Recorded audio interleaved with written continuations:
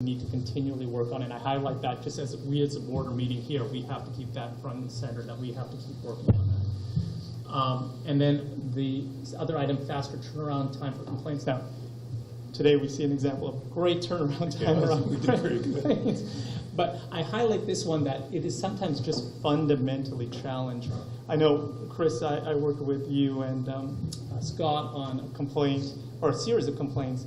They're just sometimes very time consuming, and there's a lot of cycles you have to go through. So this is, I think, just another item that I highlight that we as a board should just keep recognizing. We need to keep working as quickly as possible to satisfy folks in terms of complaint turnaround time, but it's sometimes just fundamentally challenging. It's a lot of work. Yeah. And I think if there's, I'll sort of editorialize, I think you can also turn around a complaint too quickly. Agreed. Because you need time to sort of and make sure you get everybody's interview and sort of sort out the two sides of the story and what is the truth that's sometimes in the middle. So I'm not suggesting complaints should go out 90 days, but I think to try to get something done in 10 or 15 days is really difficult. And I don't think we should rush unnaturally, although people want it, and I think we don't want things going 180 days unless there's blockers. But we certainly need to do it as expeditiously as possible without sort of compromising the integrity of the process. Final slide, please. So an item I have in red here is the ED role versus BOT role in vision development. So during some of the drill down sessions we had, folks, and even in a roundtable, folks were talking about what's the vision for the school? Who defines the vision? Is it the ED? Is it the board? And I'm not sure we collectively really know that. And I think in the last roundtable we discussed, I think part of that comes out as we work more on kind of the strategic aspects of what or some of the strategy work we need to do as a board. So that, I think, there needs to be greater definition around that. We just haven't worked on that at all as a board. Yeah. Yeah. So I will hand the baton to Councilor Manal. Thank you. And one more. Great, thank you. So we used pretty much the same format. We had 34 total recommendations. 16 have been completed, did a little bit differently. Completed meaning we felt we kind of had answered the particular recommendation. 18 ongoing and 0 that were not completed, meaning we took, as an administrative team, a look at all of the recommendations and tried to at least have a go at it. So we were supposed to keep this to 4 slides, but because we had none in the 0, we had so many in the yellow I wanted to address, so those are spread out on 2 slides. So some of the highlights, organizationally, we tried to clarify the hiring process and posting process and interview process. One of the things Diana Hammer had mentioned about were opportunities for staff to come together, and we created monthly socials, also addressing other aspects of understanding one another better. So we tried to focus on a variety of things during our professional development throughout the year, including sessions specifically trying to focus on the cultural environment, not with respect to race and LGBT and religion and so on, but just the culture itself of understanding one another and how everyone was feeling. And I'm happy to say we did that collaboratively with Jess and I getting together to do some of those sessions. The work environment, created forums for open dialogue. We did it in groups, we did it individually. We also tried to change some of the physical workspaces to make things more comfortable for people and areas to be more private for conversations, for guidance, and so on. Communication process, one of the things was a more systematic approach to something. We started the Question Start Here page that includes 73 different categories that are up on the website to help folks know where to go when they have questions about a variety of things. Is that public facing? Say that again, sorry? That document's public facing? Question Start Here. Is it on the website? Yeah, it's right on the home page. Okay. Yeah. All right. Management, weekly central office. That was another question about having more frequent meetings. So central office staff met weekly. The key admin team, and then we also with all the department chairs once per 8-day cycle. So and then additional as appropriate. Another category from Diana Hammer had to do with technology. And we did a more complete review of that a few weeks ago, but phone upgrades, internet changes to prep for the possibility of a one-to-one, increasing download speeds, and additional access. I believe all those were things that were mentioned. So those are sort of the things we felt we had worked through. In progress, of course, lots of ongoing things. Clarifying roles and developing and updating job descriptions. There were several positions, key positions, that did not have any job description at all. So it took some time to get through that process. Job satisfaction, pay structure, hours and things. It's an ongoing thing, and as Mr. Holbrook explained earlier, it's part of the negotiation. So what we could do as an administrative team for some of those things became limited, but it's still something that is in the works. Culture transformation, again, ongoing forum groups, individually with parents and staff. I separated it out because a lot of the conversation's been around staff and parents, but students were impacted throughout this whole process as well. So I started up an executive director council that met monthly with a high school group and then a separate group with a lower school group. And it was just a way to really make sure that they had a voice that was separate from their student government voice. We've also had some preliminary conversations with them, and I'm sure that Dr. Mccleary will be weighing in for next year, but we've had conversations with advisors who'd like very much to start a class officers. We don't currently have officers at Amsa, and it would provide additional opportunities for students to have leadership roles if we were to implement that. So that was something we had started to look at. And again, trying to build on positive feelings. We tried to make sure that everything was in a location that people could find it, and use Facebook and Twitter and the website, and even tried things like adding morning music, anything to try to help build on a positive sense for the school. Other things, management and leadership training.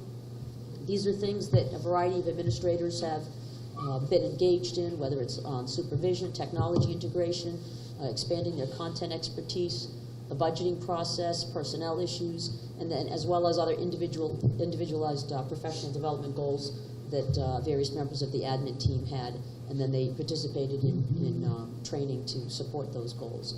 And then finally, just continuing to implement strategies, and this mirrors what Rick was saying, is building trust that takes a great deal of time.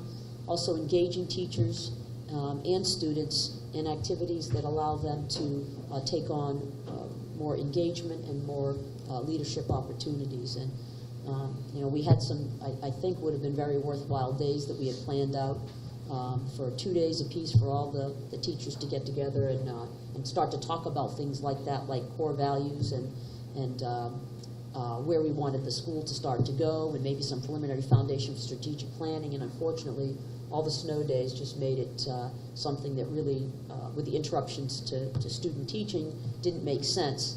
But I think it's a good thing to revisit. And I think once the board gets a little bit more engaged in the strategic planning process and involves all the stakeholders, a lot of different people from different constituents will really start to feel more of a sense of involvement in this process.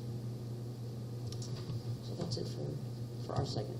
So I just have one question for both Rick and Dr. Demal in terms of how are you measuring? How are we measuring success? Like, are we looking at some of these aspects when we're developing the surveys to ensure that we're asking these questions to measure if we've made a change in the climate? The roundtables was one thing. We're talking about feedback and how do we improve that process. But how do we measure our success and progress other than we've done it? Yeah, that's a good question. So my hope would be when we see the next set of survey results, we should be able to see a delta, especially, let's say, with the employee survey, between what we saw with Diana Hammer's survey results. Of course, those were the in-depth interviews, but still she rolled up and she focused on a lot of key areas. I'm hoping we'll see progress, especially in that context. Similarly with the parents. And in terms of building it in long term, because it's still, in terms of tools, so we're still, are we before and after, or apples and oranges? But the third-party survey instruments are most of them scaled, and most of them normed, and they all get at the kinds of climate issues, the kinds of trust issues, those kinds of things where you can get a pretty sophisticated read. And not the first time we do it, but the second, third, and fourth times we do it, we should be seeing change over time based on those and be able to compare it to other institutions as well. So does that mean that you're thinking that you'll ask questions, you'll ask again questions that have been previously asked and look for differences in the metrics, or you're going to ask specifically, have improvements been made in overall, or are you going to ask questions in specific areas, have improvements, in your opinion, have improvements been made in these specific areas? So the answer is some of each. Most of the lifting in that will be that the tools, as they come out of the box, are scaled so that they get to issues that map back. pretty well to the Diana Hammer stuff. I mean, the issues that she found were not unique. They're the kinds of things that these tools are designed to measure. So most of them will map. And then what we're looking at is questions that we have asked in the past, and will the new tool get at that information? And then if they can't satisfy us that it does, then we'll include extra questions. Again, trying not to do too many of them.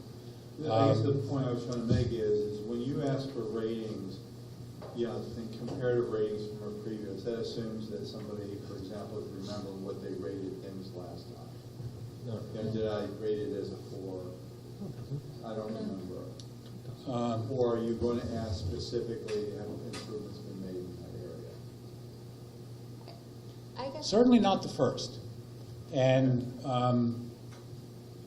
I think that there is an opportunity for us to think about how we might ask questions specifically that are geared towards have you observed an improvement? Yeah. Okay. I guess my thing is, in the process, you might want to be thinking about how some of the groupings, because one of the things that they did say is, if you're going to use one of our groupings of questions that speak to this particular subject, you should use all of them. Yes, and how does that grouping tie back to a specific That's recommendation? exactly what we're doing. Yeah. So we're mapping what's there to what we think, to what we want to know.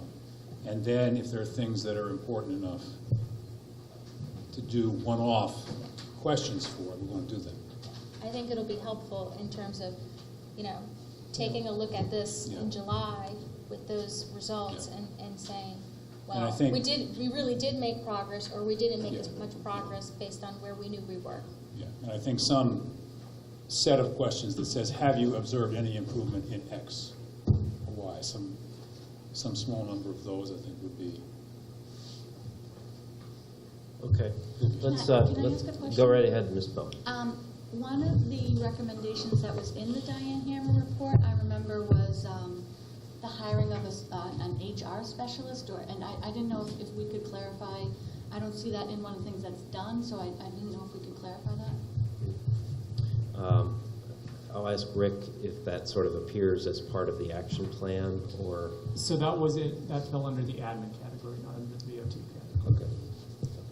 So it hadn't been done. I think it had, it was something that was asked about a recommendation, it was considered, and at the time it was felt that it was not something that was needed. But obviously those are things that the board can look at and make different decisions about. Yeah.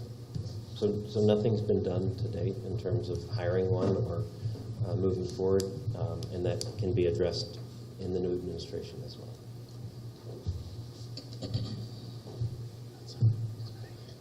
Any other discussion on that? That was a very useful update, Rick. Thank you. I think we're all set. I would just say, hopefully, maybe in the next roundtable or whatever. So 2 things. One is we will, based on the feedback you were providing, post some more detailed information up on the website in this context, and we'll work with Dr. DeMello on that. But I think the other aspect would be if folks feel strongly that they want to have a deeper drill down on it as a follow-up session, we're happy to support that.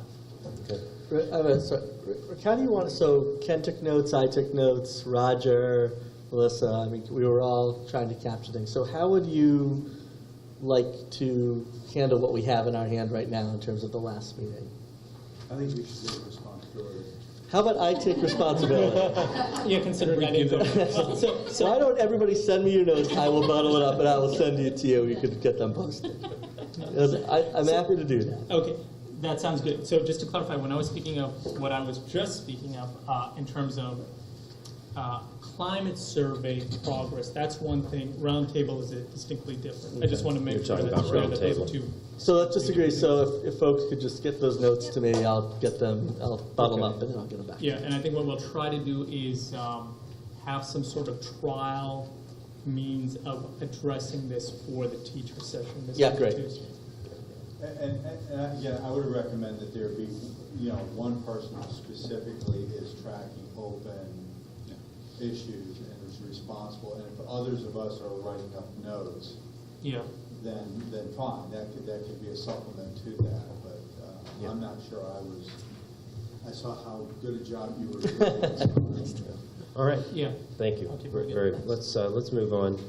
Just a couple thoughts on ED transition. First, I would like to introduce Dr. Joe Mccleary, who, Joe, if you don't mind at least standing up so people can see your face.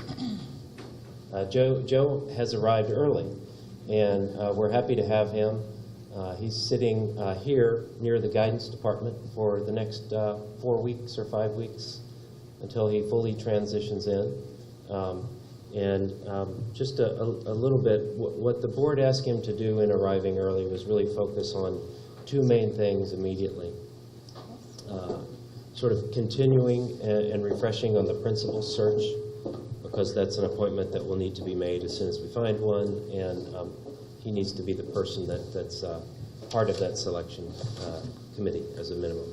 And also responding or creating the accountability plan for the DEAS, Department of Education, Secondary Education.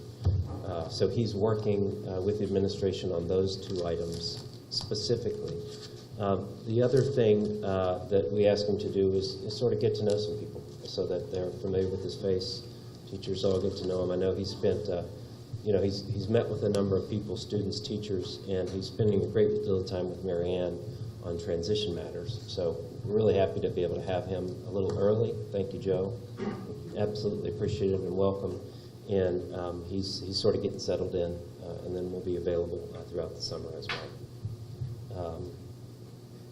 We approved in session last time his contract, which needed to be a matter of record. I guess if you would want to just go back through it, Pauline, that would be great. So we approved by majority in session in our sort of emergency session last week, but let's review it just so that it's part of this record. Yes. The summary terms of his contract are from July 1st, 2015 to June 30th, 2018. A salary for the initial year of $140,000, a 10% bonus based on goals to be determined jointly by September 1st, 2015, so we will be talking about that in governance. Termination with 30 days notice. If it is without cause, then there would be severance of 6 months or until the end of the term, whichever is shorter. If Dr. Mccleary gives notice, he must give at least 60 days notice. We also approved a relocation expense reimbursement. If he relocates to the city of Marlborough, then up to $15,000.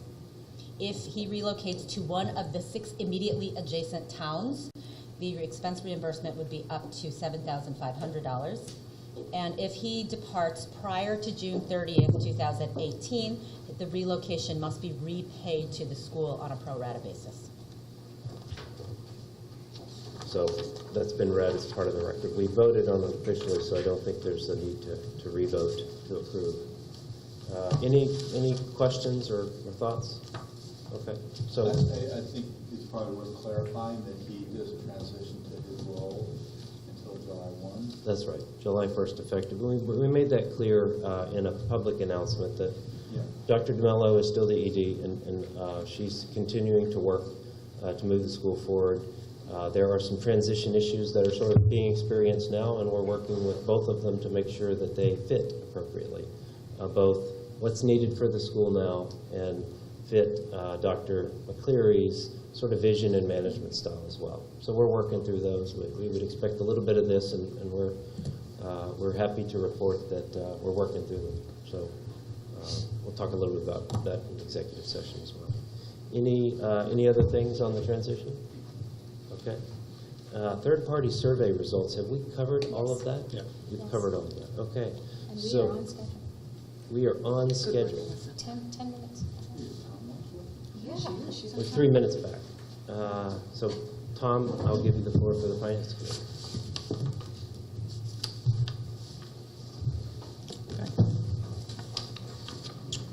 So in our first set of columns here, we have the month of April.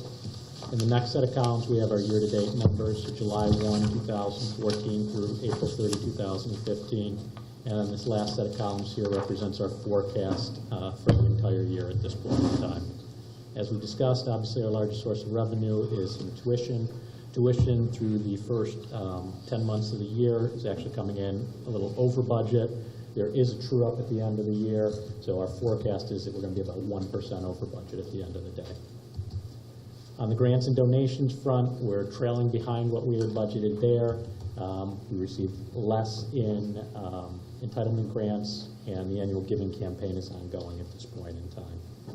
Miscellaneous income is just what we talked about. Miscellaneous, that's coming in, about 10% over, about $2,000 over. So it's a de minimis amount there. Nutrition is coming right in. We're forecasting to be right in line with what the budget was there. The note here, we've implemented a new fruit juice slushy machine, which seems to be extremely popular with the students at this point in time. Please note, 100% fruit juice. So while popular, it is still nutritious. So coming right in there. Student programs, athletics, student transportation, we talk about these. There's an income component to all of these, and nutrition as well. There's an income component to all of these, and then there's an expense component to all of these as well. Student program consists of all the clubs, summer school, homework, field trips. That's all the type of things that flow through the student program's expenses. The athletic programs coming in, our forecast is we're going to end up right on budget for our athletic programs, so good news there. Tom, are these three categories expected to balance sort of to the penny? They're not expected to balance to the penny, so I'll talk about that when we get down to the expense side, and I'll explain why they don't balance to the penny. Okay. But directionally, if we're over in one, we should be over in the other is what the directional should be, but they should not balance to the penny. Okay. Athletic programs coming right in on, our forecast is coming right on where we think we're going to be. Student transportation is actually coming in. So student transportation income strictly represents the regional buses. That's coming in at about 85% of what we had forecast at the beginning of the year. We've collected $170,000. We still have about $6,000 to go in collecting on the student transportation expenses.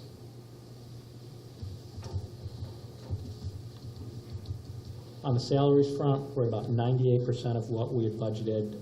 We do not have an IT director that was in the budget, we don't have a principal that was in the budget, and then one paraprofessional in the special ed area that is not in the budget. So that's why we're coming in lower there. Payroll taxes and fringe benefits represents medical expenses, represents Social Security, things like that. That's coming in a little less than we had budgeted, which is always a pleasant surprise. On the professional development front, this is tuition reimbursement. This is sending faculty and administration to continuing education programs and things like that. We're coming in a little bit over on that.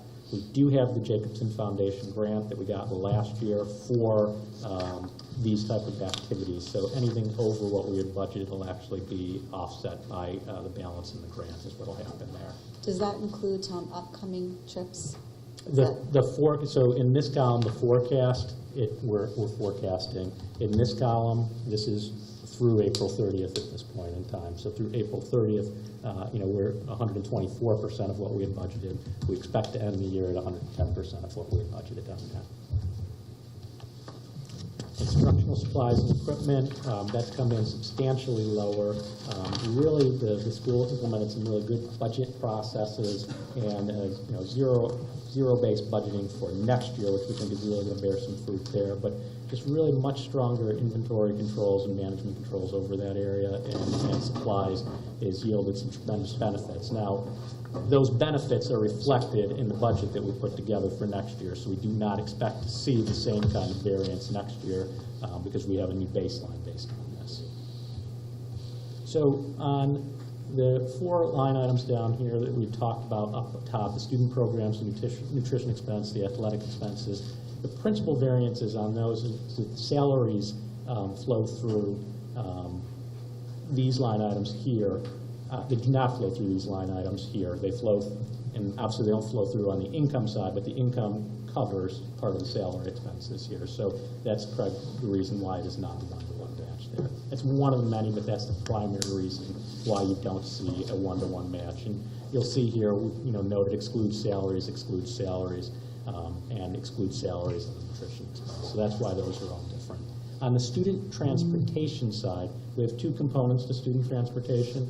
We have the regional buses that we talked about. That's on the income side.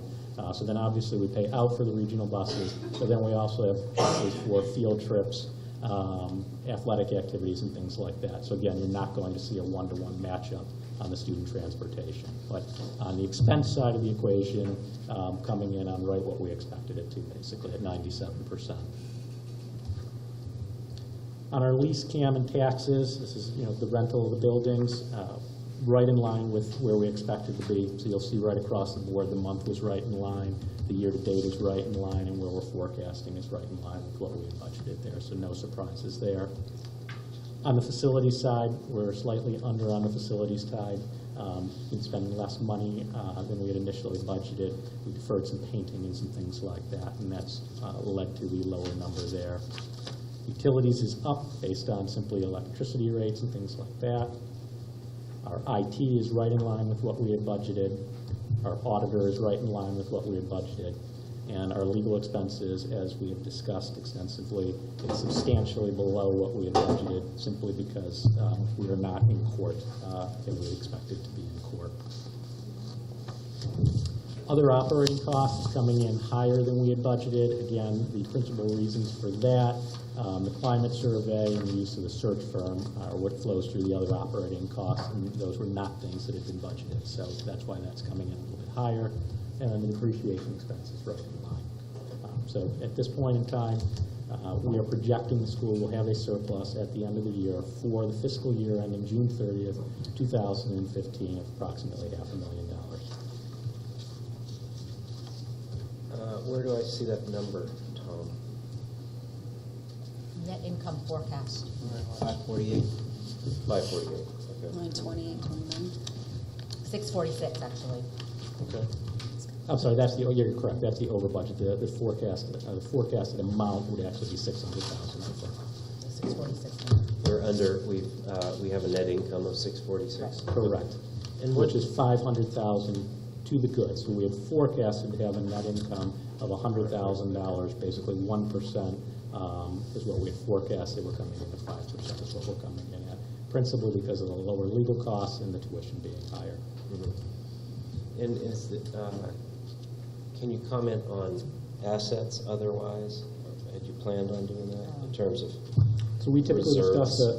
discuss the balance sheet on a quarterly basis. Okay. So the balance sheet represents our cash and our Yep. liabilities that are out there. Yep. We would be projecting to have approximately a 7-month surplus is what we would be looking at having as we head into the next fiscal year.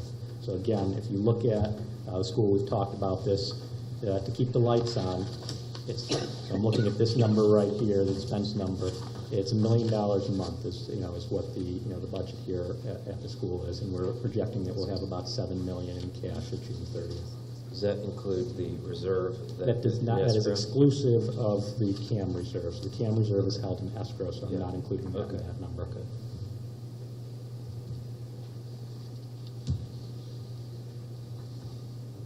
Any questions?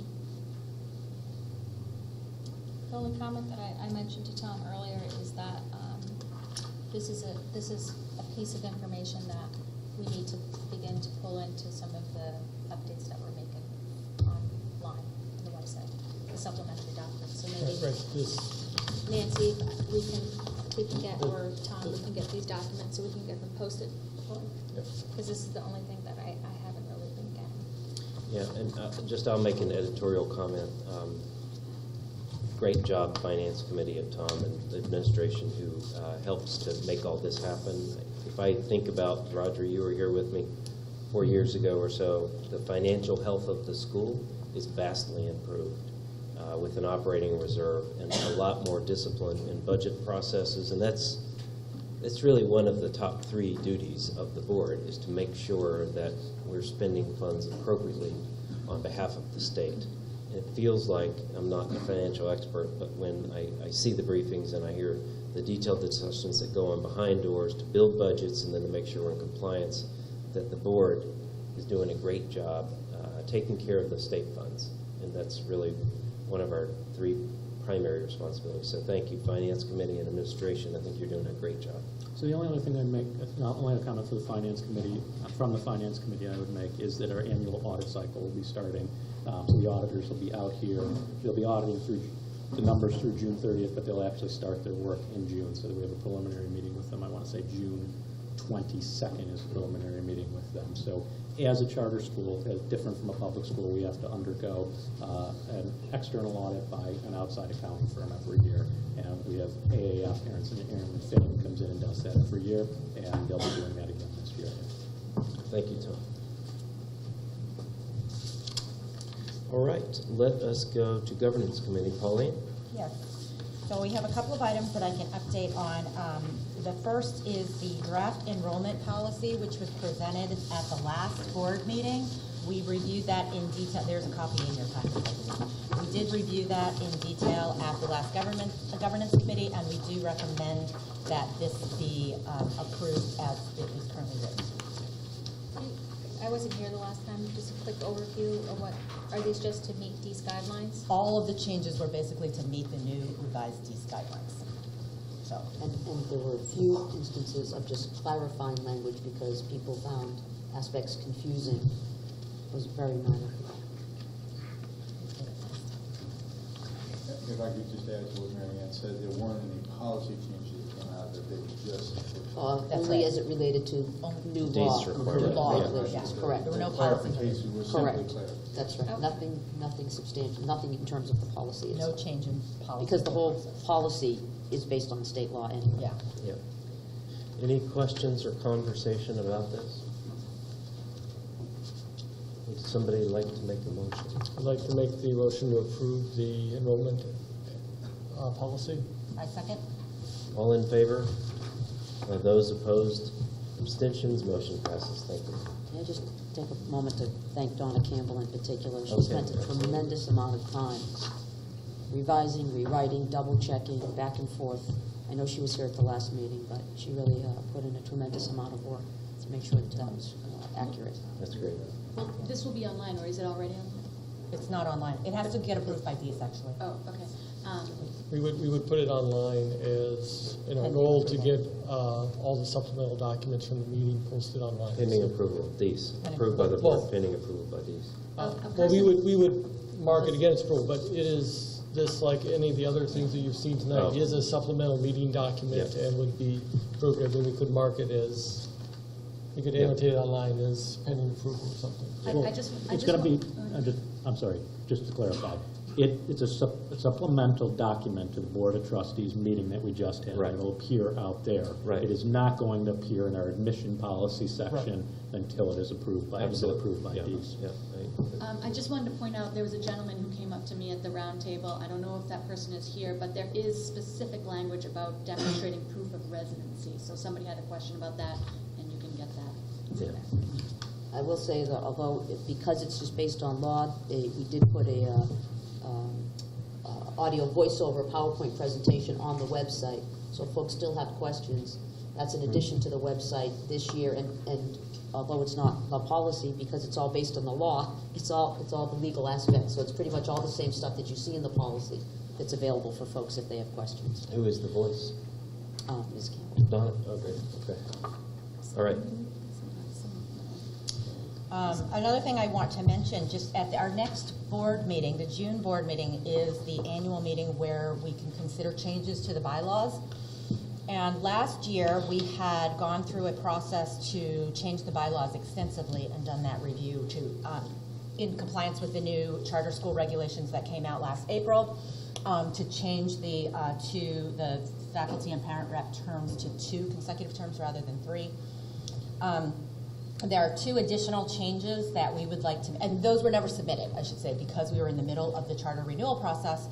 DEES actually did not want those from us, but they were ready. Once we got our renewal, then they were ready to consider new bylaws changes. However, there are 2 additional changes that we would like to make as a governance committee. One is to enable remote participation for board members who are traveling. There are actual specific state guidelines as to when a board member can participate remotely. And so that's something that we have never done. Right now, all of our voting members have to be present in person. The state guideline is that there must be a quorum, must be physically present in person. However, certain people can participate remotely under certain conditions, if they're more than 50 miles away, or illness, or there are emergency situations. And so we are going to be drafting within governance a bylaw change to address And can they vote? Remote participants can vote? They Yes. can remotely participate. Okay. But there's also language on Yep. executive session participation, ensuring that there's no other people in the room with them, and Yeah, so okay. there's just a whole bunch of. So you'll have those next meeting. Pauline, will we have the technical capability then to be able to dial in? If Tom and I are in San Diego, will we be able to dial in?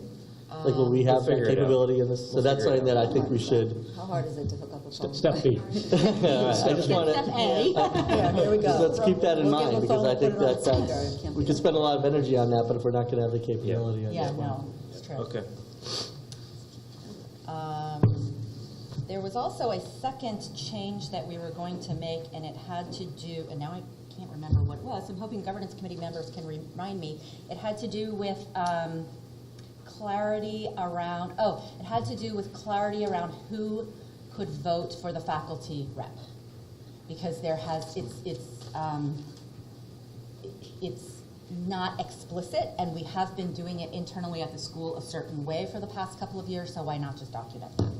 That's what that was, just make sure that there wasn't. It's not a departure from current procedure. It is not a departure from current procedure, Okay. but it's just that the way that it's written, it says the faculty body votes. So who is that?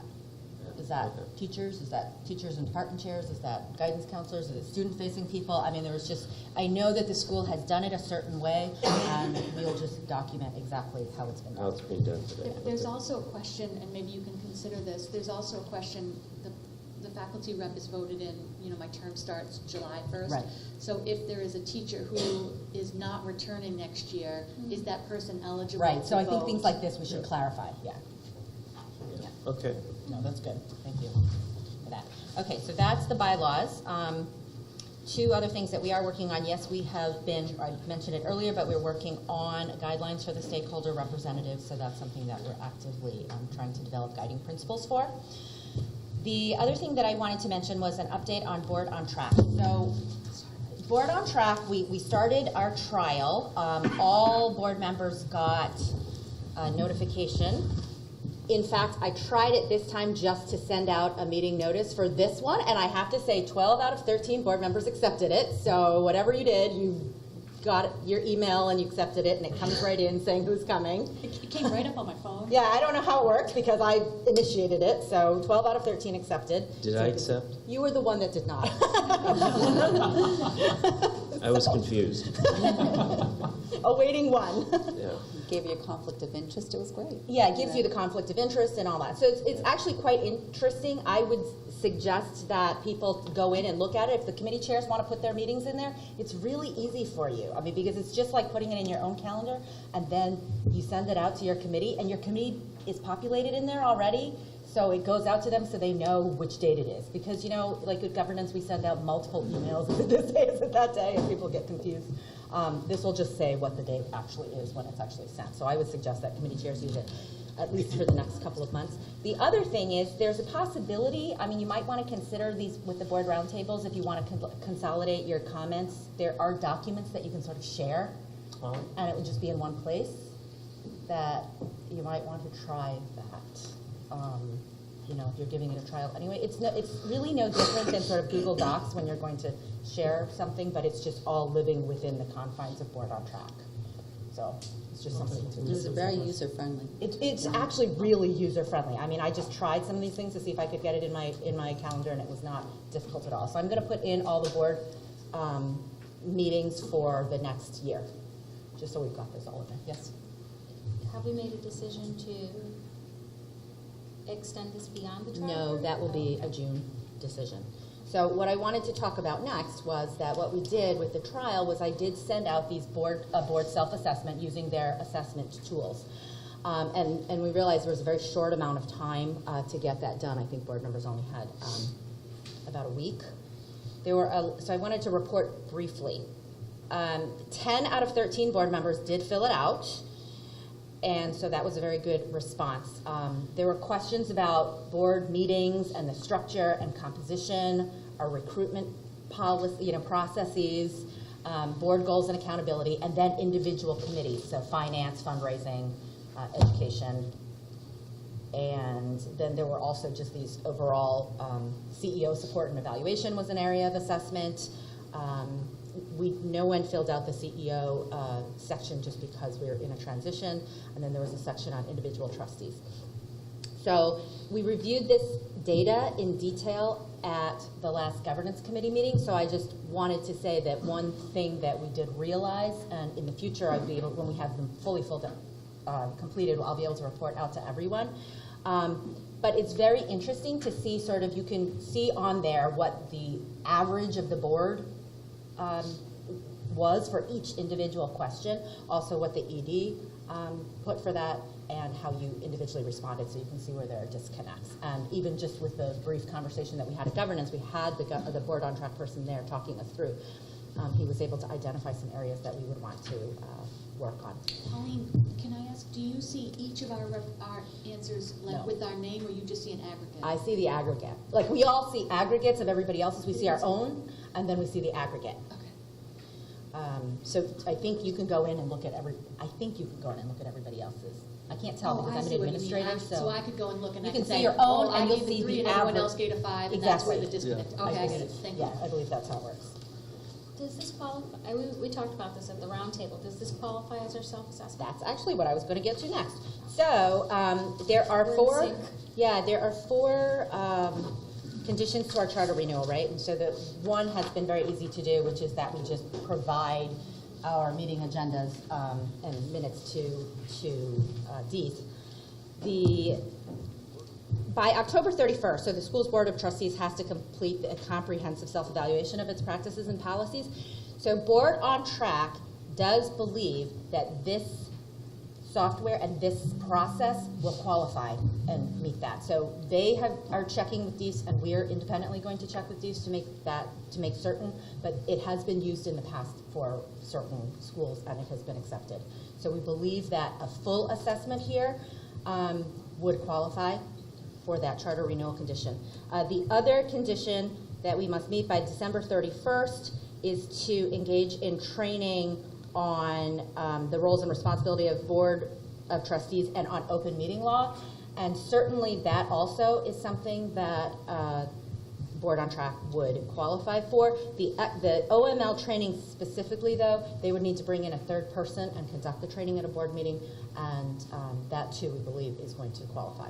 So we'll be able to do those in the fall as well.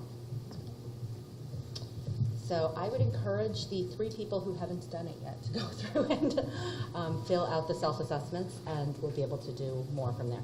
So the final piece in the pilot that the person from Board on Track recommended was just looking at our data so far, that probably an area where we could jump in right away was to map our board annual goals, because we do the work and they exist, but people don't know they exist, to make those clearer and map those directly to our agendas as we're building them. So that was the area that we thought would have the highest impact for us right away based on the assessment so far. The rest of it, the tool, for the committees and the meeting scheduling and minutes is all there, and it's nice, and I'd encourage committee chairs to give it a try. But I think the overall board piece, the assessments, and then the ongoing coaching that we would get from Board on Track is really helpful.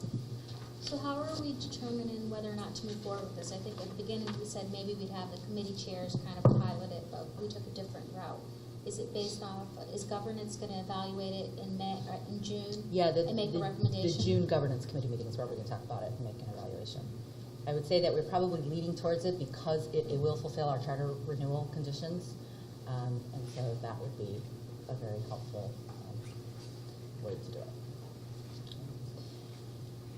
Is it in the budget for next year? It is in the budget for next year. Placeholder, okay. Yeah, it's in the budget for next year. All right. And the final piece is just that because we have scheduled board meetings for the 2015-2016 year, I would encourage all the committee chairs to try to set their schedule. I know that these things have to change, but if we can try to get them out there, if the 4 committee chairs, well, I'm one of them, if the 3 committee chairs could send me a suggested dates, then we can move those forward. Anything else, Paula? Thank you very much. So we have the Ed Committee. So very quick update. We met. Did we meet in May or in April? We didn't meet in May, we met in April. We met in April, yes, Dr. Lewis came and he presented the beginnings of a global certificate program, just really to give us an idea of some of his thoughts around it and the department's thoughts around it. So we did ask that after he had more details that he came back. And what is a global certificate? Oh, all I had was, do you recall? So you have the it's, notes? so the idea would be that it's a program that students can elect to be a part of.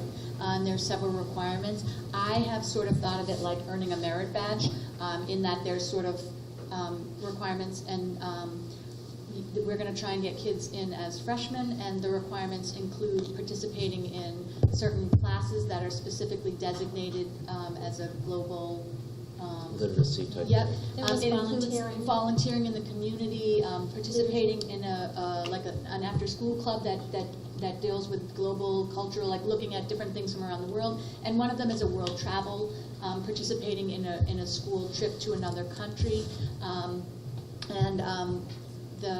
leadership. and leadership, leading the activity, and with the focus of helping students be connected to a world that's greater than just our own parochial view. Dr. Lewis had a lot of sort of great ideas on that, and so they're sort of tweaking it. They spent a lot of time looking at the program in Holliston, Hingham, some H-town. It seems very good.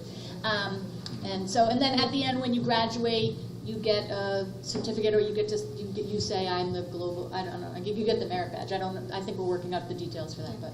Jess, is that recognized by? It sounds like a great program, but I'm curious. Is it recognized in the university world? If a I'm not student sure about puts that. in, they'll know what that is. Yeah, it's not. Being recognized more and more. A lot of districts have picked it up as something to add to the graduation component, because at the university level, they're looking for global competencies. And in fact, some universities have started certificate programs as well, which is what has had filtered down into K-12. Okay.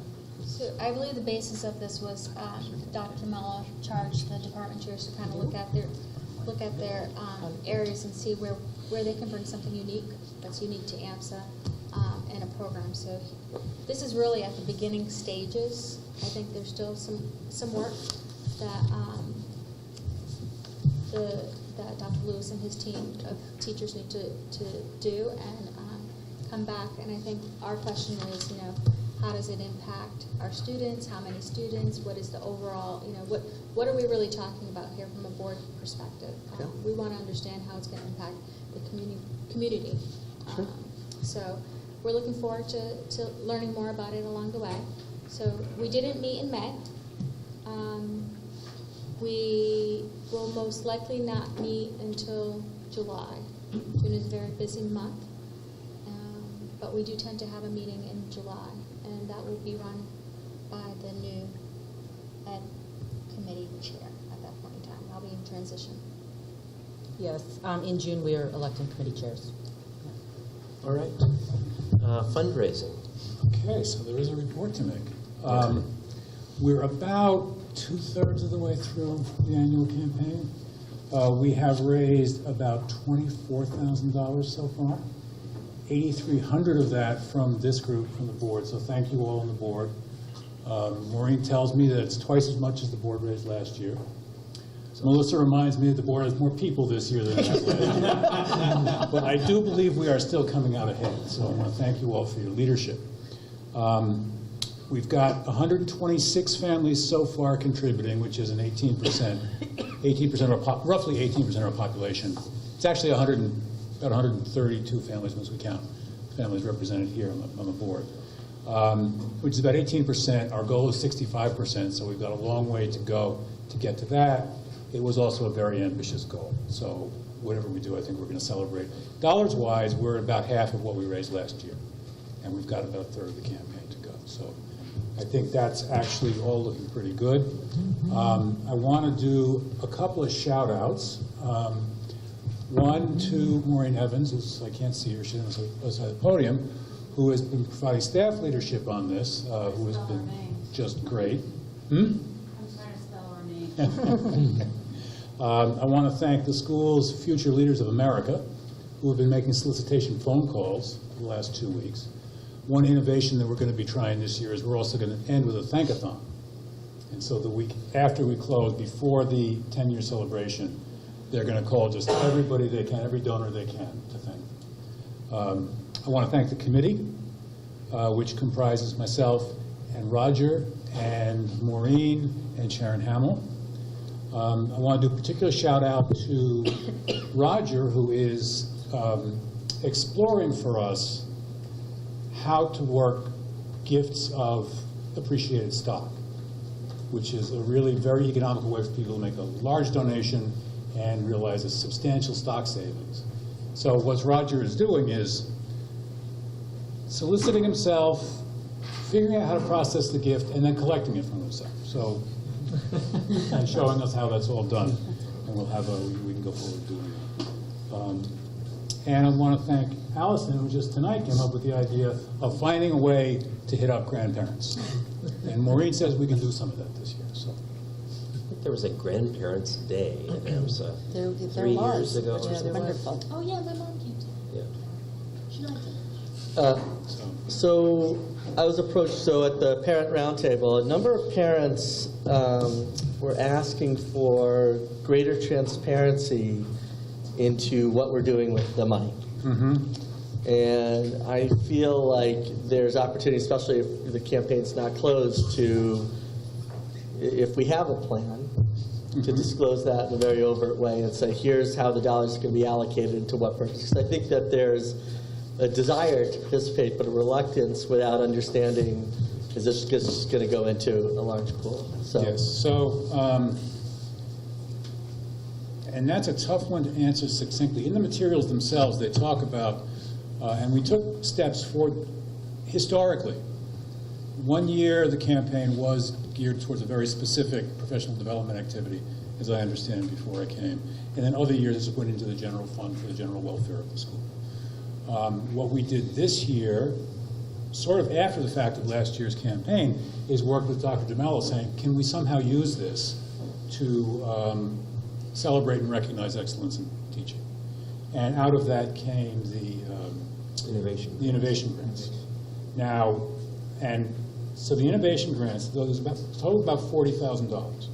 We put aside, we agreed, and at this point it was an unbudgeted expense because we were figuring out into the year, but Dr. DeMello agreed to spend up to $20,000. We ended up more around 15, 16 area. So if you're going to spend $20,000 on a project like that, you want to have about $40,000 in the bank because you want to be funded a year forward. So we want to do, and what in the solicitation materials we said is, we want to do this program and others like it, because we're not saying this is not the AMSA fund for innovation grants. Right. This is the AMSA annual giving campaign, which we want to use for the recognition and encouragement of excellence in innovation and teaching. For now, that is the innovation grant, and we expect that to be what it's going to be for next year, and the goal would be to grow it and to, at any one time, have 2 years' worth in the bank. Okay. So what I would say to that, based on the conversations I had, is I think that's a good answer. I'll write is that down. Yeah, keep that. And then I think there's a piece on the other side, which is the campaign's done, and here's exactly what we've done with that. Yeah. And I just think making sure that that stuff is tied out. You think there's a need Actually, I to- can make that part of the third solicitation. Yeah. I think the specificity will help Yep. people understand specifically what's happening. Thank you. All right. Any other updates, Chris? No. Thank you very much. Good work. So that is it for the agenda for this month. Let's just make sure we have any agenda requests now before we adjourn to executive session. I've got bylaw change reviews in our annual meeting as specified, committee chair elections. Are there any other topics that folks want to have on the agenda? Next month and the month after, I would like to begin a higher level discussion of development and fundraising. Okay. What, as a board, what are our goals for it? How do we use it for developing relationships? What do we want to ask for? Et cetera, et cetera, et cetera. Yeah. Full board discussion. Okay. Also, I don't know whether maybe it's June or July, I'd like to put on for governance a discussion about bot recruiting needs for the next year, Good, July. for July, okay. July. Anything else? So I don't know if it should be next. I'll ask Pauline. You know, one thing that came out of the on track review was an item that really spoke to the fact that board meetings should be heavily biased towards focusing on strategic items. And I think that's worthwhile for this group to have a discussion around how do we make sure we're going more and more in that direction. I don't know if we have enough time next time, but I think that's something we should talk about as a board. So a discussion of how we, maybe a discussion of how we build agendas and spend our time? Yeah. Okay. Yes. Right. That may be a July topic, depending on how long the June. Yeah. Okay, any other items, board? Okay, so, I should just comment that graduation is Sunday. Yep. And we hope that we can have a good representation of the board at the graduation, and to applaud all the senior students who will be celebrating their, this is the Alpha Beta Delta Epsilon class. very good. As an aside, I can say I will not be at the graduation because I will be in Chicago at the National Football Championships with our team. Congratulations. Leaving tomorrow for Who Chicago. did you beat in the final? Lexington. Newton North. We had an end. Newton North, I watched that tape Newton last North. night. Newton North. Awesome. Okay, so we are going to adjourn to executive session to discuss pending litigation and strategy for collective bargaining and disciplinary actions. We will not re-adjourn into public session, and in order to do so, we'll need a motion to adjourn to executive session and a roll call vote. Ken, motions to adjourn to executive session. Scott, seconds, and I'll start with a roll call vote here. Mike? Yep. Chris? Yes. Rick? Yes. Allison? Yes. Roger? Pauline? Tom? Yes. Ken? Yes. Yes. Yes. Yes. Yes. Motion passes. Thank you very much.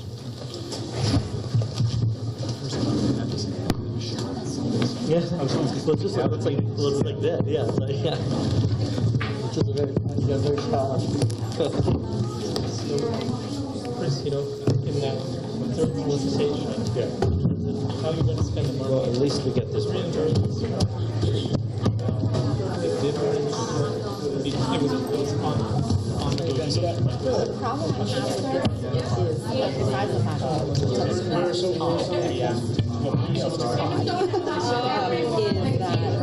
I think I'm going to have to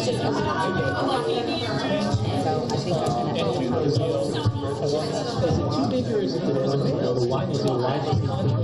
And that screws up your sharing? it just screws up the